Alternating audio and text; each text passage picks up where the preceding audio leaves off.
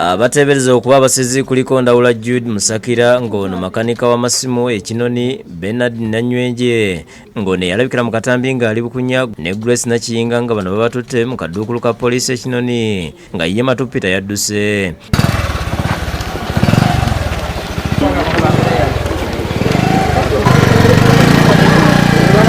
Embeera eneviiriddeko abatuuze ku kyalo okuyita olukiiko okusala entoto ku bikolwa bino. Abatuuze babalumiriza nti bamaze ebbanga lya myaka 2 nga beenyigira mu bikolwa bino nga baali bagwebwa ku kyalo balimanya nkya ba bikolwa bino.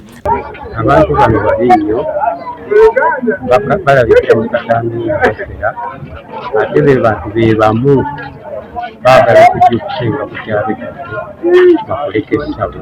Ate bonna nga balabikira mu butambi Nanywenje ne mu katambi ak'ekikolwa eky'obusezi ke baatuweereza ke baabakwatira akalimu bulungi. Abatuuze nga bakulembeddwa mu ssente w'ekyalo Deogratius Kabuye batabuse nga bagamba nti kikafuwe eky'okugumiikiriza ebikolwa by'abantu abo. Kitukwasa ennaku okulaba nti abantu abo bamu nga balabikira mu katambi ako ate baagala okusinga ku kyalo kyaffe. Kitegeeza nti bazze kumeera ebikolwa byabwe by'obusezi era batukolera ku kyalo. Nga abatuuze kitayinza ate kukkiriza.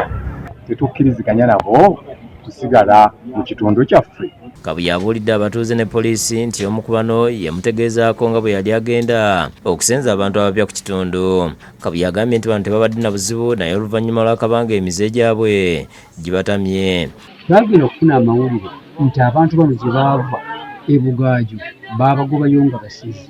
Baseera misana era baabakwata ng'abantu bano baabagoba okuva e Rwanda. Ye Ssentebwero Sseyookubiri John Paul Sekyewa agambye nti okusinza ku munyuma w'amateeka obuzze bweyolekera mu kitundu kyabwe nga bwekuusa ku kisaddaaka abaana tebasobola kugenda mu maaso nakugumiikiriza bikolwa byabwe.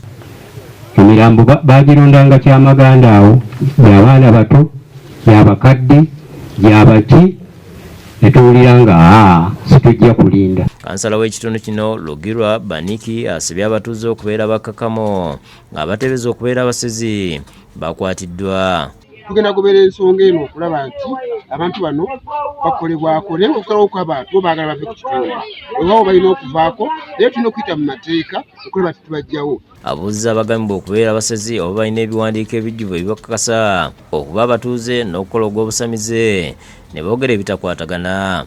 Mwakamala wano bbanga ki majjadde nga sinaba kufuna bbaluwa yonna okuva mu bano abantu bano bali wano mu mateeka tebuli mu mateeka. Abatuuze boogeredde poliisi ebisongovu nga bagamba nti ensonga zino ezikutte mu ngeri ya kusaaga ku babadde babasuubira okwaza essabo lyabwe. Basabye OSI Kintu akkirize essabo limenyebwe, OSI kyatakkiriza ekitabudde abatuuze ne batandika okutolotooma. Ne bajja baaza ebintu bino wano wayinza okubaawo akawanga k'omuntu wano tewali kitagwa buli kintu kijja kuggwa naye tujja kikwata mpola mu mateeka. Haruna Mugerwa yakusakidde gwino ku Bukedde TV.